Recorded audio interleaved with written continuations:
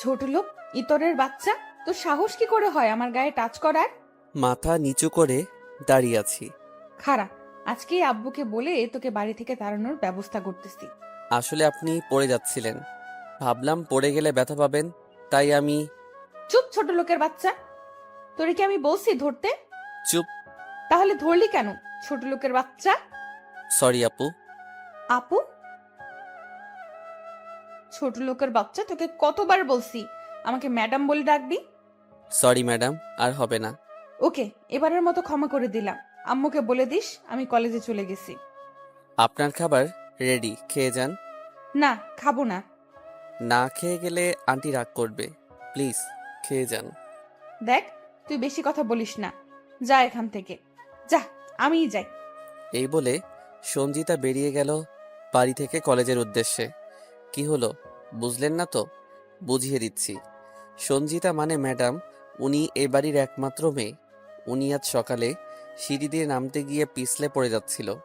এমন সময় আমি কাছেই ছিলাম, তাই ধরে ফেলছিলাম ওনাকে। তাই কেন ওনাকে ছুঁইলাম এজন্য ছোট লোক বলে গালি দিল। সঞ্জিতা এবার ইন্টার পরীক্ষা দিছে। সঞ্জিতা বাদে এ বাড়ির সবাই অনেক ভালো। আমি সুমন। আজ থেকে প্রায় 2 বছর আগে আমি এ বাড়িতে আসি।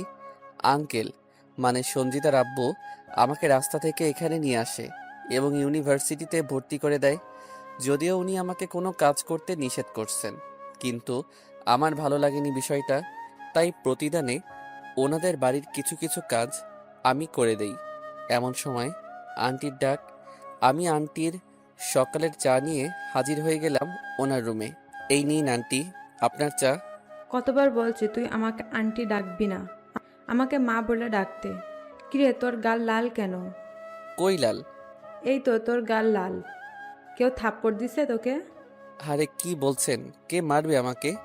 হয়তো কাল রাতে মশাই কামড়াইছে, তাই লাল হয়ে গেছে। আমি জানি সঞ্চিতা তোকে সহ্য করতে পারে না, ও কিছু করেনি তো? না না আন্টি, উনি কিছুই করেনি। আপনি খান, আমি যাই। এই দাঁড়া। বলুন। ভার্সিটি যাবি না? না মানে বাড়িতে অনেক কাজ আছে, আজকে আর যাব না। তুই ভার্সিটিতে যা, আমি দেখবো এইসব। না মানে আন্টি। কোনো কথা নয়, যা, রেডি হয়ে ভার্সিটিতে যা। ওকে। বলছিলাম সঞ্জিতা বাদে সবাই ভালো। আঙ্কেল কিছুদিনের জন্য দেশের বাহিরে আছে, উনি থাকলেও এমনই করত। যাই হোক, আমি আমার রুমে গিয়ে রেডি হলাম। তারপর কিছু খেয়ে ভার্সিটি চলে গেলাম। ভার্সিটিতে আমার একমাত্র বন্ধু তানভীর। তানভীরের সাথে দেখা হয়ে গেল। কিরে, কেমন আছিস? ভালো। তুই কেমন আছিস? আমিও ভালো। ক্লাসের সময় হয়ে গেছে, চল ক্লাসে যাই। হুম, চল। তারপর ক্লাসে চলে গেলাম, ক্লাস করলাম। ক্লাস শেষে হেঁটে হেঁটে বাড়ি ফিরছি। এমন সময় নজর গেল একটা রেস্টুরেন্টে। দেখলাম সঞ্জিতা সেখানে বসে বসে ছেলেদের সাথে আড্ডা দিচ্ছে। আর যাদের সাথে আড্ডা দিচ্ছে একটা ছেলেও ভালো না। যাই হোক, আমি বাড়ি চলে গেলাম। গিয়ে দুপুরে খেয়ে একটু বিশ্রাম নিলাম। তারপর কিছু কাজ বাকি ছিল, সেগুলো করতেছিলাম। এমন সময় সঞ্জিতা বাসায় ঢুকলো। ম্যাডাম, আমার কিছু কথা ছিল, শুনবেন? বল, কি বলবি? আপনি বাসায় মিথ্যা কথা বলে যে বাইরে ছেলেদের সাথে আড্ডা দেন, তা কিন্তু ঠিক নয়। আন্টি আঙ্কেল জানতে পারলে খুব দুঃখ পাবে। ওই, আমি কি করব না করব তা আমার ব্যাপার। তোরে কি কইছি বেশি কথা বলতে? না মানে। চুপ ছোট লোকের বাচ্চা, একদম চুপ। আমার কোনো কাজে বেশি কথা বলবি না। মাথা নিচু করে নিলাম। যা, নিজের কাজ কর গিয়া। আমি চলে আসলাম সামনে থেকে। তারপর নিজের কাজেই মন দিলাম, কাজ করলাম। তারপর রাতে পড়ায় মন দিলাম। তারপর রাতের খাবার খেয়ে ঘুমিয়ে গেলাম। তারপর দিন খুব সকালে ঘুম ভেঙে গেল ফোনের শব্দে। চোখ খুলে ফোনের দিকে তাকিয়ে দেখি আঙ্কেলের কল।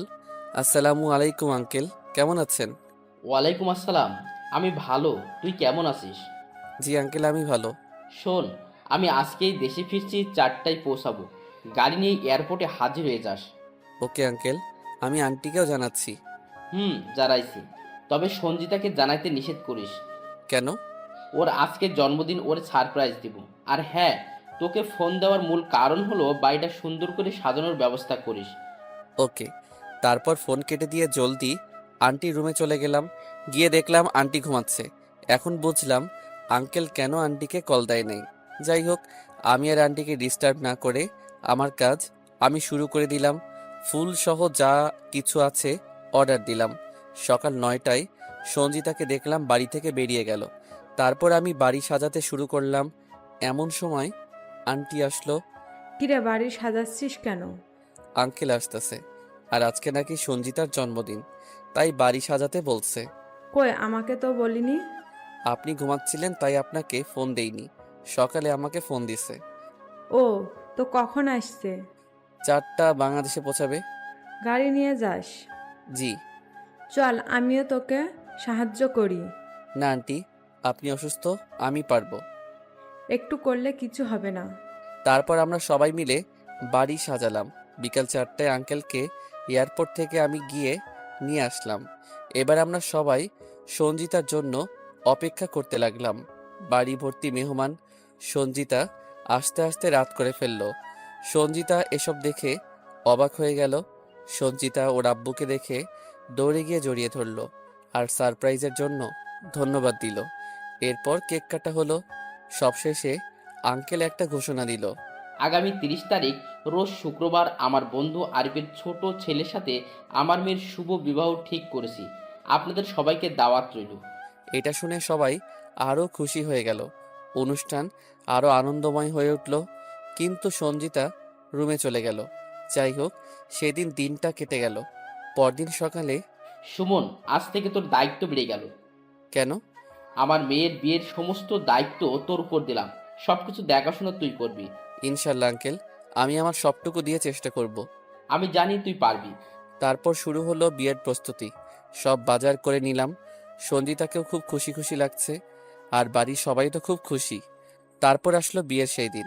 সব মেহমান উপস্থিত। সঞ্জিতা কোণে সেজে অপেক্ষা করতে লাগলো। সবাই বর আসার অপেক্ষায় আছে। কিন্তু এমন সময় সব থেমে গেল। বরের বাড়ি থেকে ফোন এসেছে, মেয়ে নাকি ভালো না, এদিক সেদিক ছেলেদের সাথে ঘুরে বেড়ায়, তাই তারা এই বিয়ে করাবে না।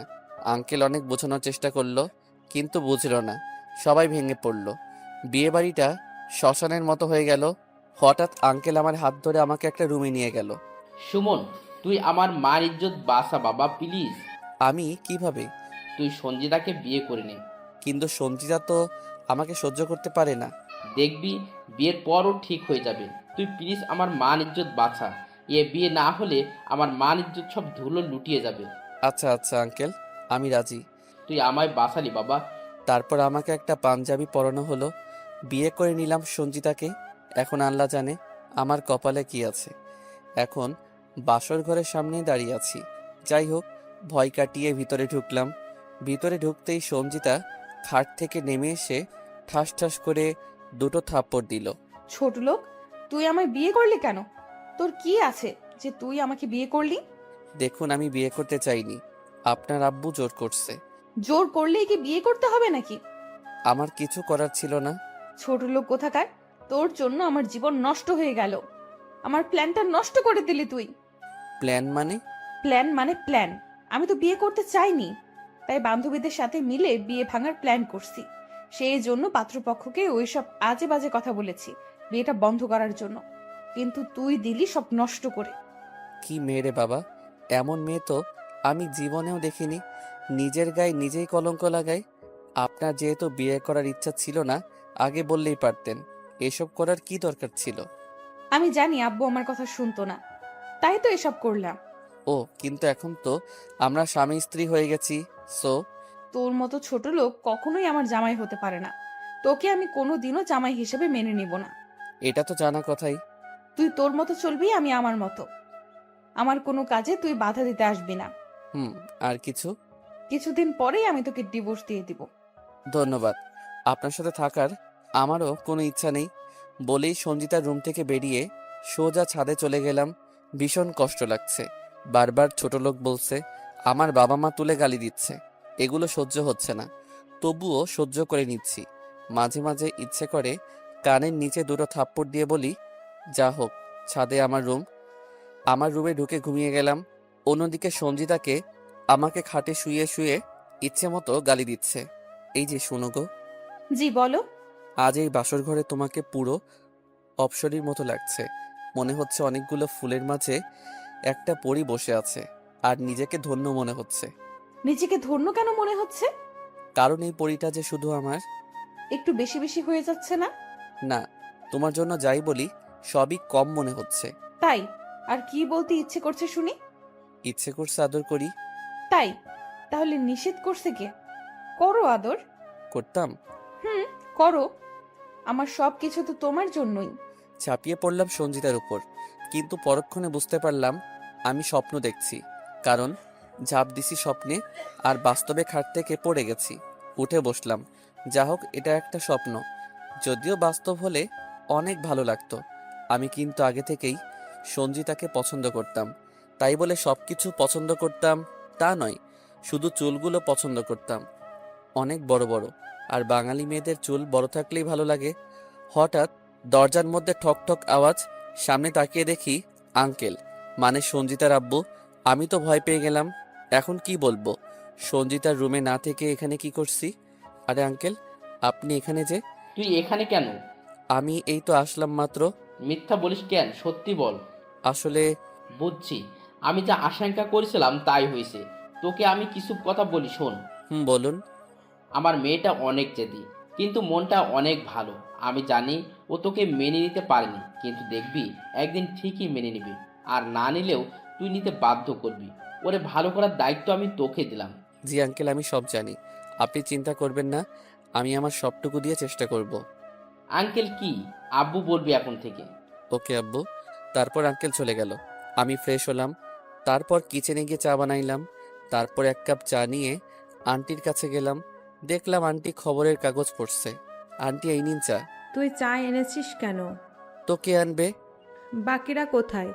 একটা কথা মনে রাখবি, তুই আমার মেয়ের জামাই, আর এইসব কাজ করবি না। ওকে, করব না। আর আন্টি বলে ডাকিস কেন? আম্মু বলবি, আম্মু। ওকে আম্মু, এখন যাই। আজকে ক্লাস টেস্ট আছে, ভার্সিটি যাব। ওকে, সাবধানে যাস। তারপর রেডি হয়ে ভার্সিটি চলে গেলাম। দেখা হয়ে গেল একমাত্র বন্ধু তানভীরের সাথে। কিরে, কাল আসলে না কেন? আমি তো বিয়ে করে ফেলছি। কি বলছিস? কবে? কোথায়? কাকে? আরে তোকে বলছিলাম না, যে বাসায় থাকি তাদের মেয়েটার কথা। হুম। ওরেই বিয়ে করছি। কিন্তু মেয়েটা তো ভালো না, তুই থাকবি কিভাবে ওর সাথে? দেখা যাক কেমনে থাকি। আমিন আমিন। এখন চল ক্লাসে যাই। চল। তারপর ক্লাস করলাম। ক্লাস শেষে বাড়িতে গেলাম। গিয়ে নিজের রুমে গিয়ে ফ্রেশ হলাম। এমন সময় আঙ্কেল আসলো। তুই এখানে কি করিস? কিছু না। আজ থেকে তুই সঞ্জিতার রুমে থাকবি। আর সঞ্জিতা? ও তোর স্ত্রী, তোরা একসাথে থাকবি। এটা কি বলতে হয় নাকি? না মানে? আমি যা বলছি তাই করবি। ওকে আব্বু। তারপর আর কি, সবকিছু নিয়ে সোজা সঞ্জিতার রুমে চলে গেলাম। সঞ্জিতার রুমে বসে বসে বই পড়তেছিলাম। হঠাৎ সঞ্জিতা আসলো। আমাকে দেখছে কিনা জানি না। ও জামা খুলতে লাগলো, আর আমার চোখ বড় হতে লাগলো। আস্তে আস্তে পুরো খুলে ফেললো, চেঞ্জ করে ফেললো। চেঞ্জ করে যে খাটের দিকে তাকিয়ে আমাকে দেখলো, সাথে সাথে এক চিৎকার দিল। আমি গিয়ে মুখ হাত দিয়ে ঝাপটে ধরলাম। আরে আরে, করছেন কি? চিল্লাচ্ছেন কেন? সঞ্জিতা আমার হাত ছাড়িয়ে নিল। তারপর, তুই আমার রুমে কি করছিস? আজ থেকে এটা আমারও রুম। কি বললি? আমি বলি নাই, আপনার আব্বু, মানে আমার শ্বশুরমশাই বলছে। আব্বু? আব্বু? সাথে সাথে আঙ্কেল আসলো। কিরে, চিৎকার দিচ্ছিস কেন? আজ থেকে ও নাকি এখানে থাকবে? তুমি নাকি বলছো? থাকবে। ও থাকলে আমি থাকবো না, এই বলে দিলাম। তাহলে এক কাজ করিস, ছাদের ওর রুমে গিয়ে থাকিস। ওয়াথু! আমি কেন ওখানে থাকবো? তাহলে চুপচাপে রুমে থাকবা। এটা বলে আঙ্কেল চলে গেল। আর সঞ্জিতা এসে আমার গালে ঠাস করে একটা থাপ্পড় দিল। থাপ্পড় দিলেন কেন? তোর জন্য আজ আব্বু আমাকে বকা দিল। তোর কপালে অনেক খারাপই আছে। এই, তোর এখানে কি? শুইতে আসলাম। আমি কি তোকে বলছি খাটে শুইতে? তো সোফায় ঘুমাবি আর আমি খাটে। আর যদি এটা আব্বুকে বলিস তাহলে থাপড়াইয়া গাল ফাটায় ফেলবো। ওরে আল্লাহ রে, এই মেয়ে যে হুমকিও দিচ্ছে। আবার ওর আব্বু আমাকে বলছে ওরে ঠিক করতে। নিজের কপাল নিয়ে এখন নিজেই গর্ববোধ করতে ইচ্ছে করছে। আর কিছু না বলে সোফায় গিয়ে শুয়ে পড়লাম। ঘুমিয়ে গেলাম। পরদিন ছুটির দিন ছিল। সকালে ঘুম ভাঙলো দরজার ধাক্কার আওয়াজে। দরজা খুলে দেখি বাড়ির কাজের লোক ডেকেছে খাওয়ার জন্য। আমি বললাম আসতেছি। তারপর খাটের দিকে তাকাতেই দেখলাম সঞ্জিতার মায়াবী মুখটা। একেবারে বাচ্চার মতো লাগছে। ইচ্ছে করছে কপালে একটা চুমু দেই। আমি ওরে ডাকতে লাগলাম, কিন্তু উঠছে না। তাই ওর গায়ে টাচ করে ডাকতে লাগলাম। এমন সময় আমার হাত ধরে ফেললো। হাতটা বুকে জড়িয়ে ধরে শুয়ে আছে। দেখতে ভালোই লাগছে। যা হোক, আমি হাত ছোটাতে চেষ্টা করলাম, উল্টা ও আমাকে টান মেরে ওর উপর ফেলে দিল। সাথে সাথেই ওর ঘুম ভেঙে গেল। আমি তো ভয়ে শেষ। আল্লাহ বাঁচাও আমারে, এই জীবন মনে হয় গেল। ও আমাকে ধাক্কা দিয়ে ফেলে দিল। আমি সোজা খাট থেকে পড়তে লাগলাম। নিজেকে সামলাইতে না পেরে গিয়ে খেলাম একটা টেবিলের সাথে ধাক্কা। সাথে সাথেই কপাল কেটে গেল, রক্ত বের হতে লাগলো। আর অন্যদিকে সঞ্জিতা উঠে, এই ছোট লোকের বাচ্চা, তোর সাহস তো কম না, তুই আমার গায়ে টাচ করলি। আজকে তোর একদিন কি আমার একদিন। আর আমি কপাল ধরে দাঁড়িয়ে আছি। সঞ্জিতা এসে আমাকে থাপ্পড় দিতে যাবে, অমনি আমি কপাল থেকে হাত দু গালে নিয়ে গেলাম। হঠাৎ সঞ্জিতার হাত থেমে গেল। বুঝলাম না কি হলো। চোখের দিকে নজর দিয়ে বুঝলাম উনি আমার কপালের দিকে তাকিয়ে আছে। হয়তো বুঝতে পারছে ওর ধাক্কাতেই। এটা কি করে হলো? আমি একটু সরে গিয়ে টেবিলটা দেখিয়ে দিলাম। এখানে বস। তারপর সঞ্জিতা আলমারি থেকে ফার্স্ট বক্সটা নামালো। তারপর এই নে, স্যাভলন লাগিয়ে পরিষ্কার করে ব্যান্ডেজ করে নে। আমি গাল থেকে হাত সরাচ্ছি না, নিচ্ছিও না। এই মেয়েকে বিশ্বাস করা যায় না। যদি থাপ্পড় দেয়। আরে থাপ্পড় দিমু না, ধর ব্যান্ডেজ কর। এবার হাত থেকে নিলাম। তারপর সঞ্জিতা ফ্রেশ হতে ওয়াশরুমে চলে গেল। আর আমি স্যাভলন লাগানোর চেষ্টা করলাম। এমন সময় মাথায় বুদ্ধি আসলো, সঞ্জিতা থাকতে আমি কেন লাগামো, ওরে দিয়ে লাগামো। অপেক্ষা করতে লাগলাম সঞ্জিতার বের হবার। কিছুক্ষণ পর বের হলো। এসেই, কি হলো, ব্যান্ডেজ করিস নাই কেন? পারছি না। কি পারিস? মাথা নিচু করে বসে থাকলাম। দে, এদিকে দে। আমি দিলাম ওর কাছে ফার্স্ট বক্স। তারপর সঞ্জিতা স্যাভলন লাগানো শুরু করলো। ও ব্যান্ডেজ করতে লাগলো। আর আমার খুশি দেখে কে? আমি তো মহা খুশি। যেখানে থাপ্পড় খাইয়া গাল লাল করার কথা ছিল, সেখানে বউর আদর খাচ্ছি। ভাবতেই খুশিতে মন ভরে উঠছে। ব্যান্ডেজ করা শেষে এত খুশি হওয়ার কিছু নাই, আমি তোকে মেনে নেই নাই। আর আজ যেটা করছিস তার সত্য আমি তুলবই। এই মেয়ে বুঝলো কিভাবে যে আমি খুশি হইছি?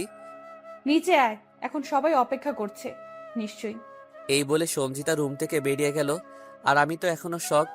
ভাবতেই কেমন যেন লাগছে যে আমাকে সহ্য করতে পারে না। সারাদিন শুধু অপমান করে। সেই মেয়েটি আমার ব্যান্ডেজ করে দিল। আল্লাহ মনে হয় মুখ ফিরিয়ে তাকিয়েছে আমার দিকে। যাই হোক, আমি নিচে গেলাম খাওয়ার জন্য। গিয়ে দেখলাম আঙ্কেল আন্টি সঞ্জিতা বসে আছে। আমি গিয়ে একটা চেয়ার টেনে বসলাম। কি রে, তোর কপালে কি হয়েছে? ওই তো সঞ্জিতার দিকে তাকাতেই দেখি রাগী দৃষ্টিতে তাকিয়ে আছে।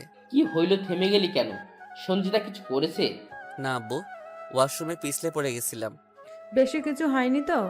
না না, তেমন কিছু না, হালকা একটু। ওকে, এখন খা। আমি খাইতে শুরু করলাম। এমন সময় আঙ্কেল, মানে সঞ্জিতার আব্বু, তোদের তো হানিমুনে যাওয়া উচিত, কিন্তু অন্য দেশের ভিসা পাইলাম না, তাই তোদের জন্য কক্সবাজারের হানিমুন যাওয়ার ব্যবস্থা করছি। এত জলদির কি আছে, আরো কিছুদিন পর যাই। না, তোরা পরশু দিনই যাবি, আর 1 বছর পর যেন আমি নানা ডাক শুনতে পারি। এবার আর সহ্য করতে পারলাম না। এত অবাক হলে যা হয় আর কি। কাশি চলে আসলো। সঞ্জিতা আমার দিকে রাগী দৃষ্টিতে তাকালো। আমি চুপ করে গেলাম। কি সুমন, তোর কোনো সমস্যা নাই তো? না আব্বু, নেই। তাহলে এটাই কথা রইলো। আমি খাইয়া রুমে চলে আসলাম। খাবার টেবিলের কথাগুলো মাথায় ঘুরতেছে। সঞ্জিতা তো আমাকে সহ্যই করতে পারে না। আবার ওর সাথে হানিমুন কেমনে করবো? আবার নাকি 1 বছর পর নানা ডাক শুনতে চাই, কিভাবে সম্ভব? এমন সময় সঞ্জিতা আসলো। ওই, তুই রাজি হইলি কেন? আপনি তো জানেনই আমি আঙ্কেলের কথা না রেখে থাকতে পারি না। তাই বলে তুই? হুম। ধুর, আমাকে এটা বন্ধ করতে হবে। পারলে করিয়ে দেখান। তারপর থেকে সঞ্জিতা অনেক চেষ্টা করলো হানিমুন ট্রিপটা বন্ধ করার, কিন্তু কোনোভাবেই পারল না। অবশেষে আমার হানিমুনে চলে আসলাম কক্সবাজার। আগে থেকে সঞ্জিতার আব্বু সব ব্যবস্থা করে রেখেছিল। রুমে আসতেই, তুই এখানে আমার সাথে থাকতে পারবি না, অন্য রুম ভাড়া করে নে। ভেবে দেখেন। কি ভাববো? আমি কোনো ভীতু মেয়ে না যে তেলাপোকা দেখে ভয় পাবো। আমি তা বলি নাই। তো যদি তোমার আব্বু হঠাৎ চলে আসে তখন, আর এসে যদি দেখে আমি আর তুমি আলাদা, তখন কি হবে? ব্ল্যাকমেইল করছিস? না, বুঝাচ্ছি। থাক, তুই এই রুমেই থাক। রাত্রিবেলা খাইয়া বিছানায় শুয়ে আছি। হঠাৎ সঞ্জিতা, ওই, তুই এখানে শুয়ে আছিস কেন? তো কোথায় শুব? নিচে ঘুমা। পারবো না। তোর ইচ্ছা থাকলে তুই ঘুমা। কি বললি? তুই আমাকে তুই করে বললি আবার? বলছি তো, কি করবি? চুপ করে ঘুমাইলে ঘুমা, নাইলে রুম থেকে যা। তোর সাহস দিন দিন বেড়ে যাচ্ছে, তাই না? তোর সাহস কমানোর ব্যবস্থা করব। কি করবা? চিৎকার করে লোক ডেকে বলবো তুই আমাকে কিডন্যাপ করছিস। হাসছিস কেন? সে গুড়ে বালি। বলে যাও না, তোমার আব্বুই সবকিছুর ব্যবস্থা করে দিছে। এখন তুমি চিৎকার করে তোমার আর তোমার আব্বুর মানিজ্জত নষ্ট হবে, আমার কিছুই হবে না। এবার সঞ্জিতা চুপ হয়ে গেল, আর কিছু না বলে খাটে এসে মাঝখানে একটা কোলবালিশ রাখলো। এই গোলবালিশের ওপাশে আসবি না, বলে দিলাম। আপনি না আসলেই হলো, নিজেকে সামলাও। ধুর, আমি কোনো যাবই না। মাথায় যেন থাকে। সঞ্জিতা আর কিছু না বলে অপর পাশ হয়ে ঘুমিয়ে গেল।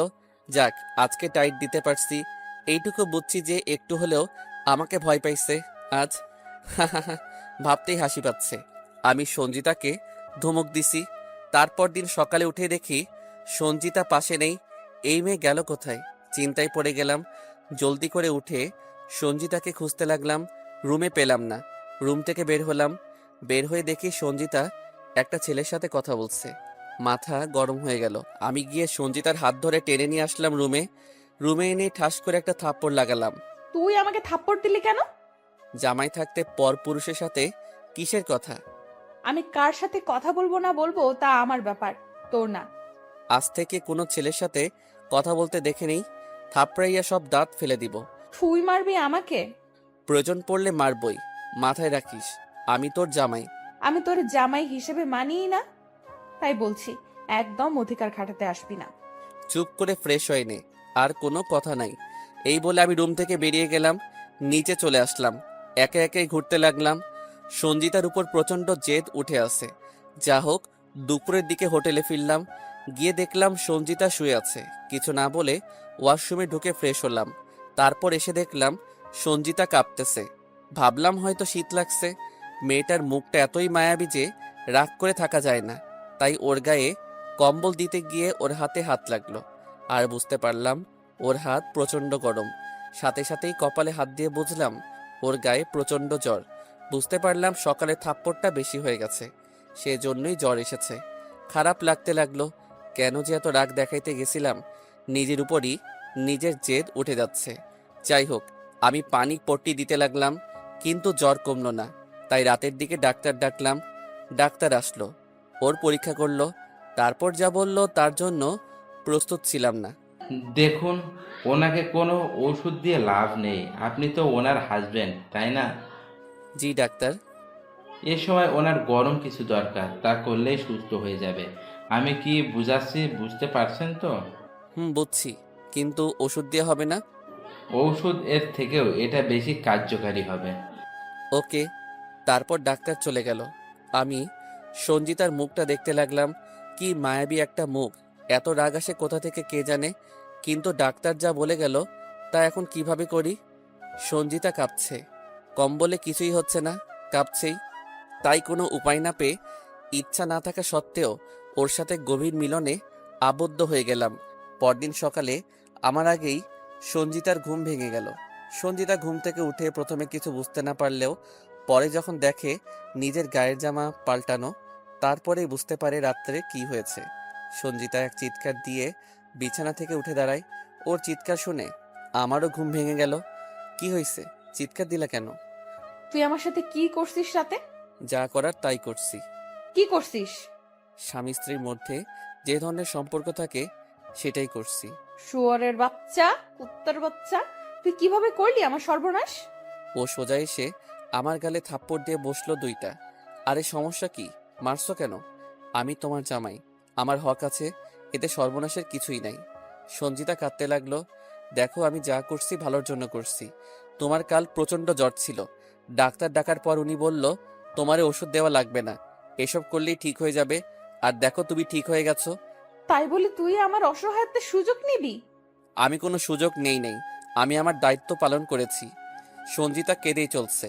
যেহেতু কাজটা আমি করছি, তাই আমি ওয়াশরুমে চলে গেলাম। তারপর ফ্রেশ হয়ে রুম থেকে বের হয়ে গেলাম। কিছুক্ষণ পর খাবার নিয়ে আবার রুমে প্রবেশ করলাম। গিয়ে দেখলাম সঞ্জিতা কেঁদেই চলছে। উফ, কি মেয়ে রে বাবা! সামান্য একটুতে এত কাঁদতে হয় নাকি? এখনো কান্না করছো কেন? আচ্ছা তুমি আমাকে স্বামী হিসেবে মেনে নাও, তাহলেই তো হয়, সর্বনাশের কিছু হবে না। আমি তোকে জীবনেও স্বামী হিসাবে মেনে নিব না। তুই ছেলে নামের কলঙ্ক। যে ছেলে মেয়েদের অসহায়ত্বের সুযোগ নেয় সে কাপুরুষ। তুই একটা কাপুরুষ। অবশ্য তোর মতো ছোট লোকের বাচ্চারা আর পারে কি? আজাইরা বকবক না করে খাবার এনেছি, খেয়ে নাও, এই বলে রুম থেকে বেরিয়ে গেলাম। আর ভালো লাগছিল না, তাই সমুদ্র পাড়ে চলে আসলাম। হাঁটতেছি নিজের অজান্তেই চোখ দিয়ে পানি পড়ছে। বুঝতে পারিনি বারবার অপমান হতে কার ভালো লাগে। সঞ্জিতা কিছু হলেই বাবা মাকে নিয়ে কথা বলে ফেলে, অথচ ও আমার সম্বন্ধে কিছুই জানে না। আজ খুব করে আম্মুর কথা মনে পড়ছে। যা হোক, সমুদ্র পাড়ে অনেকক্ষণ হাঁটাহাঁটি করলাম। তারপর হোটেলে ফিরে রুমে গিয়ে দেখলাম সঞ্জিতা নাই। কি হলো, মেয়েটা গেল কোথায়? ওয়াশরুম, বারান্দা, পুরো হোটেল খুঁজলাম, কোথাও পাচ্ছি না। তারপর রুমে এসে বসে আছি, এমন সময় হোটেলের একজন স্টাফ আসলো। স্যার, আসতে পারি? হুম, আসুন। স্যার, কি ম্যাডামকে খুঁজছেন? হুম। উনি তো চলে গেছেন। কোথায়? যাওয়ার সময় জিজ্ঞাসা করায় বলেছেন বাড়ি চলে যাচ্ছে। ও আচ্ছা, তুমি যাও। স্টাফ চলে গেল। ও যেহেতু চলে গেছে তাহলে আমি আর থেকে কি করব। আমিও আমার সব গুছিয়ে বের হয়ে গেলাম। রিসেপশনে চাবি দিয়ে বেরিয়ে পড়লাম। 7টার সময় বাসায় পৌঁছালাম। বাসায় ঢুকতেই আন্টি আঙ্কেল সামনে। কিরে, তোদের মধ্যে কি হয়েছে? সঞ্জিতা এমনভাবে চলে আসলো, এখন তুই? তেমন কিছু না, সঞ্জিতা আমার উপর রাগ করেছে তাই রেগে চলে এসেছে। তা মহারানী কোথায়? নিজের রুমেই আছে। ও আচ্ছা, আমি যাচ্ছি। কি হয়েছে তোমার? এভাবে চলে আসলে কেন? আব্বু আম্মু কি ভাবছে এখন? আমি কি করব না করব তা কি তোকে জিজ্ঞাসা করব? করতেই হবে, আমি তোমার জামাই। তুই আমার জামাই? আমি তো মানিই না। যা হোক, কান্না থামাও। আচ্ছা তুমি কি চাও বলো এখন? আমি চাই ডিভোর্স। আমি তোর সাথে সংসার করতে পারবো না। তুমি চিন্তা ভাবনা করে বলছো তো? হুম, আমি চিন্তা ভাবনা করেই বলছি। ওকে, তাহলে কালকে আমরা উকিলের কাছে যাব ডিভোর্সের জন্য। ওকে। পরদিন সকালে রুমে শুয়ে শুয়ে বই পড়ছি, এমন সময় সঞ্জিতা। কি হলো, যাবি না? কোথায়? উকিলের কাছে?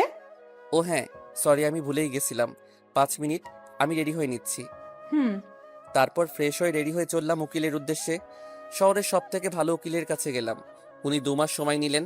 যা হোক, বাড়ি ফিরলাম। সঞ্জিতাকে খুশি মনে হচ্ছে। এখন থেকে তুই তোর মতো, আমি আমার মতো। ওকে। এরপর থেকে শুরু হলো একা একা চলার পথ। সঞ্জিতার আমি কেয়ার করতে চাইলেও ও সহ্য করতে পারতো না। সব সময় আমাকে এড়িয়ে চলতো, তবে প্রতিদিনই ডিভোর্স পেপারের কথা বলতো।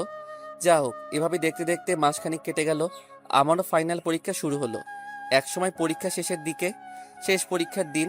পরীক্ষা শেষে উকিলের কাছে চলে গেলাম, কারণ আগের দিন রাতে কল দিয়ে বলেছে যে ডিভোর্স পেপার রেডি হয়ে গেছে। তাই চলে গেলাম আনতে। পেপার নিয়ে বাড়িতে ফিরলাম। বাড়িতে ফিরতেই আন্টির সাথে দেখা। কেমন হলো রে পরীক্ষা? খুব ভালো। আলহামদুলিল্লাহ। শেষ ভালো যার সব ভালো তার। সঞ্জিতা কোথায়? রুমের কাছে গিয়ে দেখ। ওকে। আমি রুমে চলে গেলাম। রুমে গিয়ে দেখলাম সঞ্জিতা বই পড়ছে। কি করছো? এই তো বই পড়ছি, দেখোস না? দেখছি তো। ও হ্যাঁ, তোমার জন্য সুখবর আছে। কিসের? Divorce paper ready. সত্যি? এই তো পেপার। দেখি দেখি। ও দেখে খুশিতে আমাকে জড়িয়ে ধরলো, পরে বুঝতে পেরে ছেড়ে দিল। সরি। কোনো সমস্যা নেই। ধন্যবাদ। এখন তো মহা খুশি। হুম, আমি অনেক খুশি। এবার আমি আমার পছন্দের ছেলেকে বিয়ে করব। করিও, আল্লাহ তোমাদের সুখী রাখুক। এ কি, তোমার চোখে পানি? ও কিছু না, এটা সুখের পানি।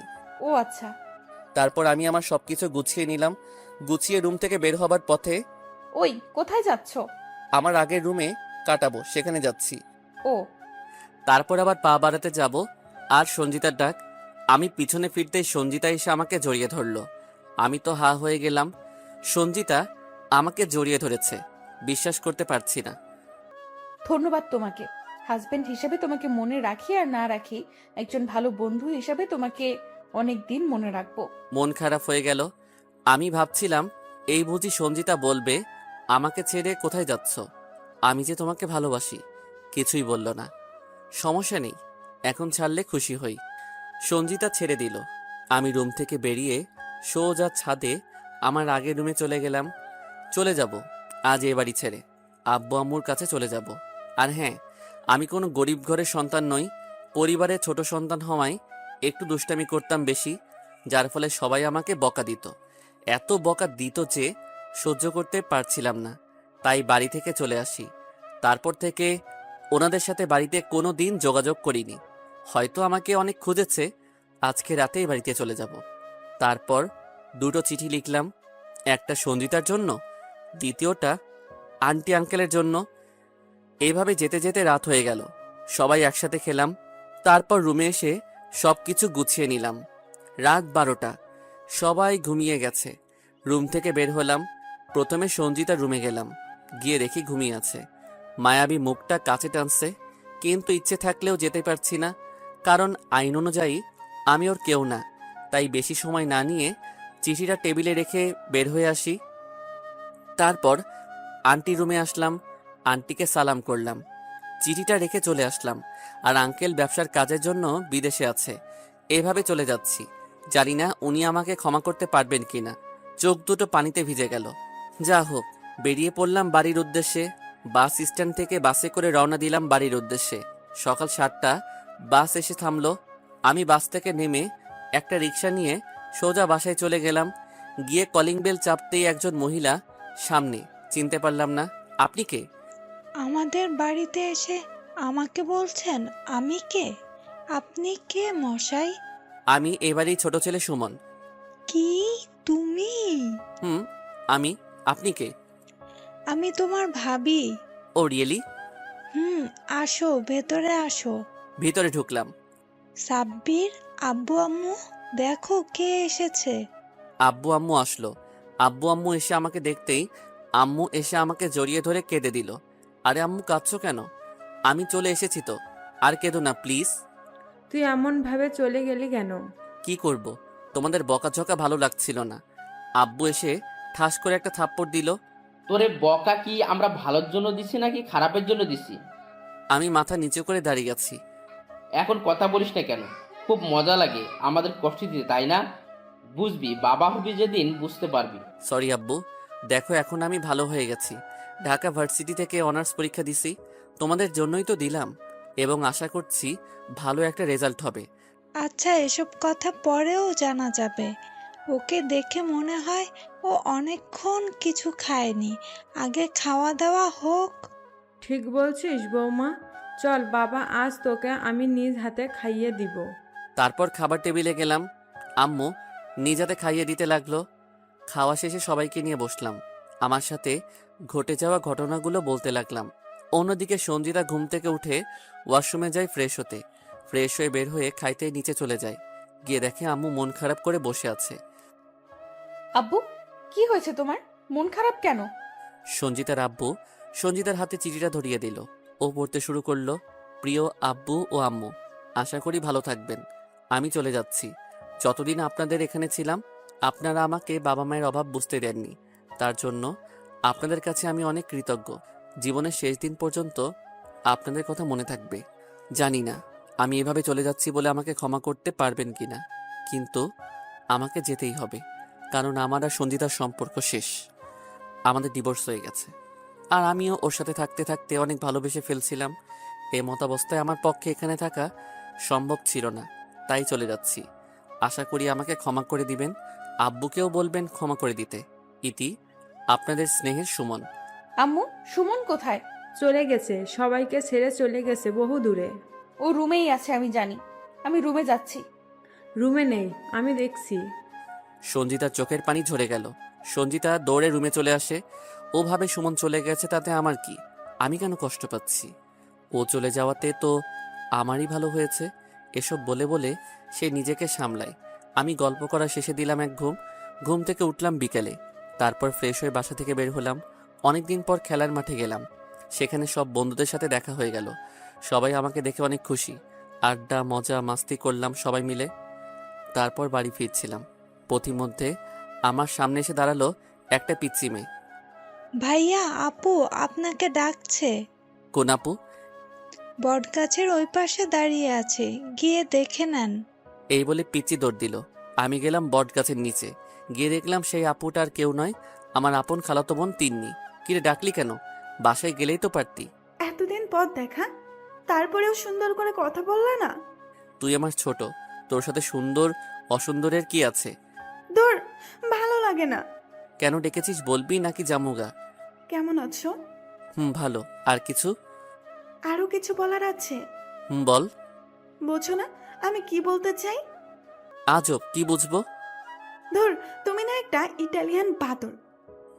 সেটা আমি জানি, এখন বলবি নাকি জামুগা? I love you. কি বললি শুনি নাই তো? আমি তোমাকে ভালোবাসি। হায় আল্লাহ, এ আমি কি শুনলাম? ওই তোর বয়স হয়েছে নি? বয়স কত তোর? 15 বছর। কিসে পড়িস? এসএসসি দিব। এইসব দিয়ে কি দরকার? এখন চুপচাপ বাসায় গিয়ে পড়তে বসবি, আর যেন কোনোদিন এসব বলতে না দেখি। যদি বলিস এই বটগাছের সাথে ঝুলাইয়া রাইখা দিমু। তিন্নি ভ্যা ভ্যা করে কেঁদে দিল। চুপ, একদম চুপ। ধমক খাইয়া থেমে গেল। আবেগের ঠেলায় এমন কত ভালোবাসা আইসা পরে তারে প্রশ্রয় দিতে নাই। আমি আবেগে বলছি না, দেখো তোমাকে আমি বিয়ে করেই ছাড়বো। বলেই ও হাঁটতে শুরু করলো। কালকে বাড়িতে আসিস চকলেট নিতে, কেমন? ও পিছে তাকালো, তারপর আবার হাঁটা শুরু করলো। তারপর আমি বাড়িতে চলে আসলাম। ফ্রেশ হয়ে সবার সাথে কিছুক্ষণ গল্পগুজব করলাম। তারপর রাতে খেয়ে রুমে শুয়ে আছি। সঞ্জিতার কথা মনে পড়ে গেল। ওর সাথে কাটানো প্রত্যেকটা মুহূর্ত মনে পড়তে লাগলো। ভাবতে ভাবতে কেঁদেই ফেললাম। অন্যদিকে সঞ্জিতা সারাদিন বন্ধুদের সাথে আড্ডা দিয়ে রাতে বাসায় ফিরে শুয়ে আছে। হঠাৎ সুমনের কথা মনে পড়ে গেল। সুমনের সাথে কাটানো প্রত্যেকটা মুহূর্ত মনে পড়তে লাগলো। মিস করতে লাগলো সুমনকে। কি হচ্ছে আমার? আমি সুমনকে এত মিস কেন করছি? তাহলে কি আমিও সুমনকে ভালোবেসে ফেলছি? কিছু মাথায় ঢুকছে না। তাই সঞ্জিতা ঘুমের ওষুধ খাইয়া ঘুমিয়ে গেল। সকালে ঘুম ভাঙতেই এক চিৎকার করলো এবং কাঁদতে লাগলো। ওর আম্মু চিৎকার শুনে চলে আসে ওর রুমে। কি হয়েছে মা তোর, কাঁদছিস কেন? সঞ্জিতা ওর আম্মুকে জড়িয়ে ধরে কাঁদতে লাগলো।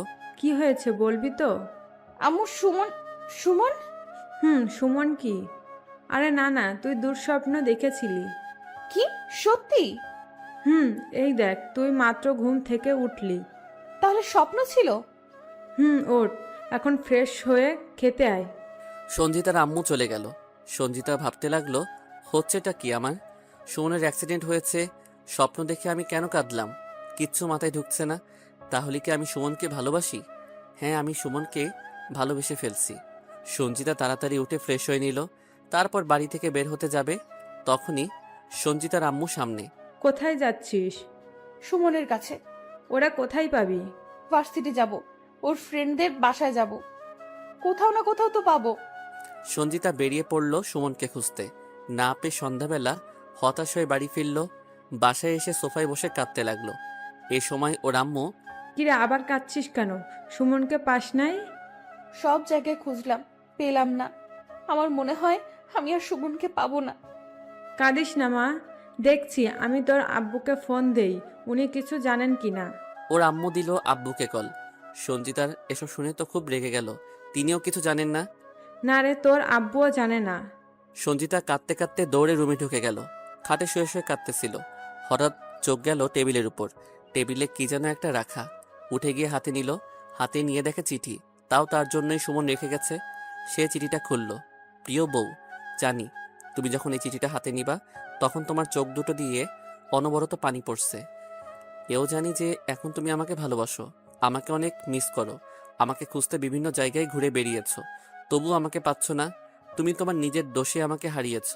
একটা কথা মনে রেখো, গরিবরাও মানুষ হয়, তাদেরও বাঁচতে ইচ্ছে করে। আর হ্যাঁ, আমি গরিব নই, হয়তো তোমার বাবার সমান নেই, কিন্তু যতটুকু আছে তাতেই আমরা সন্তুষ্ট। তুমি হয়তো ভাবছো আমি এত কিছু কিভাবে বললাম, যেমন তুমি কাঁদছো আমাকে খুঁজছো, এগুলো তো আগেই আমি আন্দাজ করতে পারছিলাম। একদিন হলেও তুমি আমার ভালোবাসা ফিল করবা। তুমি পাষাণ হতে পারো, কিন্তু আমি পাষাণ নই। আমি তোমাকে সত্যি অনেক ভালোবেসে ফেলছি গো, অনেক ভালোবাসি তোমাকে। আর হ্যাঁ, তুমি হয়তো ডিভোর্স পেপারটা ভালো করে দেখোনি, পেপারে আমি সাইন করিনি। আমি তোমার অপেক্ষাতে থাকবো, যদি চাও আসতে পারো। তোমার জন্য খামের ভিতরে আরেকটা চিরকুট রেখেছি, ওইটা খুলে দেখিও। ইতি, হতভাগা সুমন। সঞ্জিতা কেঁদে দিল। কি করলাম আমি? প্রকৃত ভালোবাসা পেয়েও আমি হারিয়ে ফেললাম। ছি, নিজের উপরেই নিজের ঘৃণা হচ্ছে। তারপর কাঁদতে কাঁদতে চিরকুট বের করলো। চিরকুট বের করে পড়তেই সঞ্জিতা খুশি হয়ে গেল, কারণ চিরকুটে সুমনের বাড়ির ঠিকানা দেওয়া। সঞ্জিতা খুশিতে মা মা বলে চিৎকার দিতে লাগলো। ওর মা চলে আসলো মেয়ের চিৎকার শুনে। কি হয়েছে রে? আম্মু, আমি পেয়ে গেছি। কি পাইছিস? আমি সুমনের বাড়ির ঠিকানা পেয়ে গেছি। কোথায় পাইলি? ও আমার জন্য চিঠি রেখে গেছে। চিঠির সাথে চিরকুটে বাড়ির ঠিকানা দিয়ে গেছে। সত্যি ছেলেটা তোকে অনেক ভালোবাসে রে। আমিও ভালোবাসি। আমি এখনই যাব। না না, তুই যাবি না এখন, অনেক রাত এখন, গেলে পথে ঘাটে বিপদ হতে পারে। কালকে সকালে গাড়ি নিয়ে চলে যাস। আমার যে মন মানছে না। কিছু করার নেই, আমি এখন যেতে দিব না তোকে। ওকে। এখন খুশি তো? তাহলে খেয়ে নে। না, আমি খাবো না। তুমি খেয়ে ঘুমিয়ে পড়ো। তুই না খেলে আমিও খাবো না। আচ্ছা চলো। তারপর সঞ্জিতা খেতে চলে গেল। খেয়ে রুমে শুয়ে আছে। সুমনের সাথে কাটানো স্মৃতিগুলো ভাবছিল আর হাসতেছিল। এভাবেই ঘুমিয়ে যায়। অন্যদিকে সুমন সকালে ঘুম থেকে উঠে খেয়ে বন্ধুদের সাথে আড্ডা দেয়। এইভাবেই দিনটা পার করে দেয়। রাতে ঘুমানোর সময় সঞ্জিতার বকাগুলো মিস করে। সঞ্জিতার কথা ভাবতে ভাবতেই ঘুমিয়ে যায়। তারপর দিন সকাল হতে না হতেই তিন্নি গাড়ি ছুটে চলে সুমনের বাড়ির উদ্দেশ্যে। অন্যদিকে আমি সকালে ঘুম থেকে উঠে যথারীতি খেয়ে বের হই। তারপর আড্ডা দিতে বের হই। আড্ডা দেওয়া শেষে বাড়ি ফিরছিলাম, এমন সময় তিন্নি এসে হাজির। কেমন আছো? আমি যে তোর বর জানিস না? জানি তো। তাইলে ভাইয়া ডাকিস না কেন? তোমাকে আমি ভালোবাসি, ভাইয়া রাখবো কেন? তোর ভালোবাসা। আচ্ছা, প্রমাণ দিতে পারবি? কি করতে হবে বলো? বেশি কিছু না তো। সাথের বান্ধবী আছে না অবনী? হুম, তো ওরে আমি ভীষণ লাইক করি। ওর সাথে লাইন করিয়ে দে। কি? তুমি শুধু আমার, আর কারো না? তাইলে আলু খা, আমি যাই। আলু খাই না আমি। কি ভালোবাসা রে! আমার জন্য আলু খেতে পারিস না, আবার বলিস ভালোবাসিস। আলুর সাথে ভালোবাসার কি সম্পর্ক? এজন্যই তো বলি আবেগ মাথা থেকে সরাইতে, না হলে কপালে দুঃখ আছে। কচু আছে। কচু থাকা লাগবো না, চল আমার সাথে বাড়ি। কেন জমো? গেলে আয় বিরিয়ানি খাইতে পারবি, নাইলে এখানে বসে থাক। আমি গেলাম। আমি হাঁটা ধরলাম। তিন্নিও পেছন পেছন হাঁটা ধরলো। জানতাম এ মেয়ে আসবেই। বিরিয়ানির কথা শুনলে কুকুরও পেছন পেছন আসবে। আর এটা স্বয়ং রূপবতী তিন্নি। ওনার আবার বিরিয়ানি খুব প্রিয়। যাই হোক, বাড়িতে আসলাম। বাসার ভিতরে ঢুকলাম। সবাই দেখি আমাকে দেখে হাসতেছে। ভাইয়া আর ভাবি বেশি হাসতেছে। কি হলো, তোমরা হাসছো কেন? তোমার জন্য সারপ্রাইজ আছে। মানে কিসের সারপ্রাইজ? তেমন কিছু না, শহুরের যে জিনিসটা তোমার সব থেকে প্রিয় সে জিনিসটা এসে গেছে। আমার আবার কি প্রিয়? আরে কি বলছো, ঠিক করে বলো তো। আমরা কিছু বলতে পারবো না, তুমি রুমে গিয়ে দেখে নাও। ওকে। আর এইভাবে ভালো মতো বিরিয়ানি খাওয়াইয়া বিদায় করো। থাক, লাগবে না, আমি এখনই চলে যাচ্ছি। হইছে, ভাব দেখাইতে হবে না। খেয়ে তারপর যা। থামো তোমরা, তুমি যাও রুমে, আমি ওরে খাবার দিচ্ছি। তারপর আর কি, রুমে ঢুকলাম। কোথাও কিছু পেলাম না। ভাইয়া আর ভাবির উপর গেল মেজাজ খারাপ হয়ে। উদয় আমাকে কি কইলো না কইলো, ধুর। কোনো কিছু না ভেবে ঢুকে গেলাম ওয়াশরুমে। ওয়াশরুমে ঢুকে দিলাম এক চিৎকার, কিন্তু কোনো আওয়াজ হলো না, কারণ আমার মুখ অন্য কেউ দখল করে নিল। কিছুক্ষণ পর ছাড়লো। ছাড়ার পর ভালো করে তাকিয়ে আমি অবাক হয়ে গেলাম। এ দেখি সঞ্জিতা। আমি ভূত দেখছি না তো? তো তো তুমি? হুম, আমি চলে আসলাম। কেন, কারো অসুবিধা? না মানে তুমি এখানে কি করো? আমার শ্বশুর বাড়ি আমি এসেছি। শ্বশুরবাড়ি মানে? সঞ্জিতা আবার আমার শার্টের কলার টেনে আগাইয়া নিয়ে নিজের মুখ আমার মুখের সামনে এনে, মানে বুঝো না? ধুর, ছাড়ো তো। ছাড়িয়ে ওয়াশরুম থেকে বেরিয়ে আসলাম। সঞ্জিতাও বের হয়ে আসলো। তোমাকে এই বাড়িতে জায়গা দিছে কে? কে আবার দিবে? শ্বশুর শাশুড়ি দিছে। বেশি কথা না বলে আমার রুম থেকে বের হও। বলে আমার জামাইটার দেখি ভীষণ রাগ। এই বলে আমাকে খাটে ফেলে দিয়ে আমার উপর চড়ে বসলো। আরে কি হচ্ছেটা কি? আমি কিন্তু চিৎকার করব ওলে বাবু রে। বলেই এক করে নিল। আমি স্তব্ধ হয়ে গেলাম। কিছুক্ষণ পর ছাড়লো। এবার রাগ কমছে? আর একবার দিলে ভেবে দেখতে পারি। ওরে আমার সোনা রে, আর দিতে পারবো না। তোমার দিতে হবে না, আমি নিয়ে নিচ্ছি। এবার আমি জোর করিয়া করে নিলাম। এবার শেষ হতেই ভাবি এসে দরজায় টোকা দিল। দিন দুপুরে এসব করতে নেই। আমরা হতভম্ব হয়ে গেলাম। সঞ্জিতা লজ্জা পেয়ে নেমে গিয়ে ওয়াশরুমে চলে গেল। আর আমি তো লজ্জায় শেষ। এত লজ্জা পেতে হবে না, যাও বউকে নিয়ে খেতে এসো। ওকে, তুমি যাও, আসছি। ভাবি চলে গেল। তারপর আমিও ওয়াশরুমে ঢুকলাম। একসাথে দুজন গোসল করে বের হলাম। তারপর রেডি হয়ে খাইতে চলে গেলাম। খাবার টেবিলে তিন্নিকেই সবাই খাওয়াচ্ছে, আর আমি বসে আছি। আরে হচ্ছেটা কি? সব ওরে দিতেছো, আমাকে তো কিছু দাও। তুই অনেক খাইছিস, এবার বৌমাকে খাওয়াবো। তোর দেখতে ইচ্ছে না করলে চলে যেতে পারিস। তোর তারপর নিজের হাতেই নিজে নিয়ে খেতে লাগলাম। আর সঞ্জিতা মুচকি মুচকি হাসছে, শরীরটা জ্বলে যাচ্ছে। খাড়া দেখাচ্ছি মজা। ভাবি তিন্নি খেয়েছে। খাইয়া চলে গেল। আর তোকে বলেছে বিকালে দেখা করতে। ওকে আমি জানি। এটা শুনেই সঞ্জিতার হাসি উড়ে গেল। এবার আমি মজা করে খেতে লাগলাম। খাওয়া শেষে আমি রুমে শুয়ে আছি। কিছুক্ষণ পর সঞ্জিতা আসলো, এসে দরজা বন্ধ করলো। তারপর শাড়িটা কোমরে বেঁধে নিল, পুরো দজ্জাল বউয়ের মতো শুরু করলো। ওই তিন্নিকে? তুমি জেনে কি করবা? আগে বল তিন্নিকে। আমার খালাতো বোন। ওর সাথে কিসের সম্পর্ক? আজব, তুমি এমন করছো কেন? বলবি নাকি আমি? আরে বাপরে, বৌদিকে খুব রেগে গেছে। রাগে না বাবু, রাগে না। আরে ওইটা একটা পাগল, আমাদের মধ্যে কোনো সম্পর্ক নাই। ওরে আমি আমার ছোট বোনের মতোই দেখি। আর তোমাকে রাগানোর জন্যই খাবার টেবিলে ওভাবে বলছিলাম। এবার দেখি বউ আমার রেগে আমার উপর চড়ে বসলো। কি করছো, মরে যাবো তো? ও আমার মুখ চেপে ধরলো। আর কোনো দিন এ ধরনের কথা বলবা না। ওকে বলবো না। পাপ্পি দাও। দিচ্ছি। তারপর শুরু হলো গণহারে পাপ্পি দেওয়া। দিতেই লাগলো। থামাথামির কোনো নামই নিচ্ছে না। চলছে তো চলছেই। বিকালে সঞ্জিতাকে নিয়ে গ্রাম ঘুরতে বের হলাম। দুজনে হাতে হাত রেখে হাঁটতেছি। এমন সময় তিন্নি সামনে এসে দাঁড়ালো। কি রে, এভাবে কি দেখছিস? এই মেয়েটাকে? তোকে আবার? ভাবি আমার বউ, আর সঞ্জিতা ও হচ্ছে তিন্নি। তাহলে তুমিই তিন্নি? বাহ, দেখতে তো মাশাল্লাহ। তা আমার জামাইয়ের পেছনে রাখছো কেন? তোমার জামাই মানে? একটু আগে শুনলাম না কি বললো? আমি ওর স্ত্রী। আমি মানি না, ও শুধু আমার, আর কারো হতে পারে না। আরে ননদিনীও তো অনেক আগেই আমার হয়ে গেছে।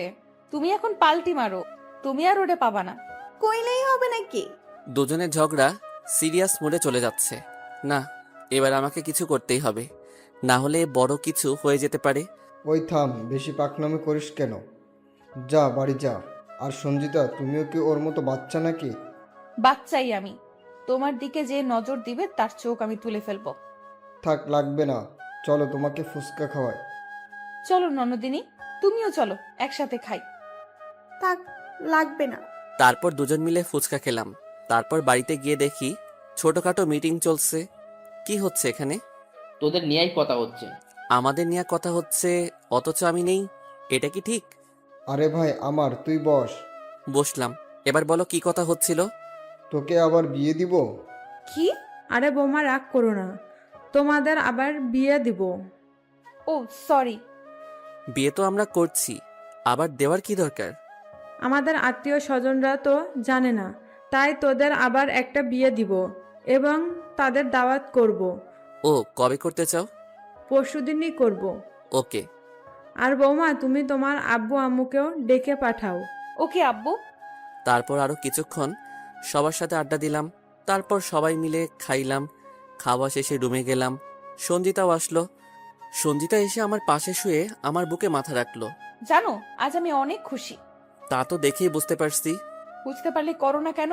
সে যে হোটেলে যা করেছিলে তা। তোমার লজ্জা নেই তাই না? তুমি করবা নাকি আমি করব?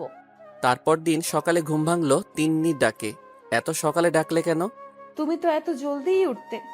কবে উঠছি? আমাদের বাড়িতে থাকতে। সেটা তো কাজের জন্য। এখন আমার কোনো কাজ নেই তো। কাজ আছে, চলো হাঁটতে বের হব। এত সকালে আমি হাঁটি না। উঠবা নাকি পানি ঢেলে দিব?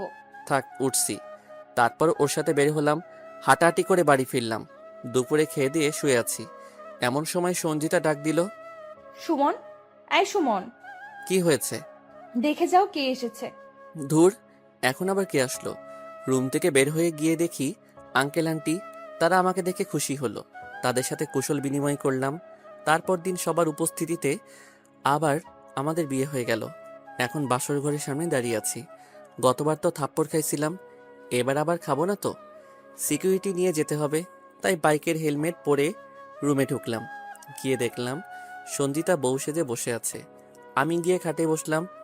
সঞ্জিতা ঘুমটা সরিয়ে আমাকে দেখে অবাক। এটা কি? কোনটা? মাথায় এসব কি? ও, এটা এটা তো হেলমেট।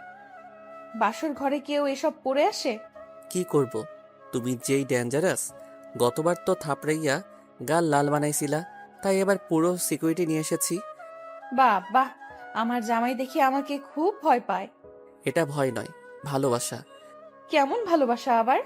যেমনই হোক, আমার এখন ঘুম পাইছে, ঘুমাবো। তোর ঘুমের গুষ্টি কিলাই। চিনলে কিলাইতে পারো। একদম বেশি কথা কম বলবা।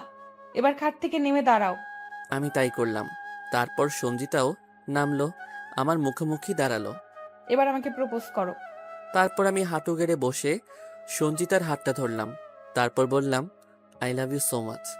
বলেই সঞ্জিতার হাতে কিস করলাম। I love you too. তারপর আমি সঞ্জিতাকে কোলে তুলে নিলাম।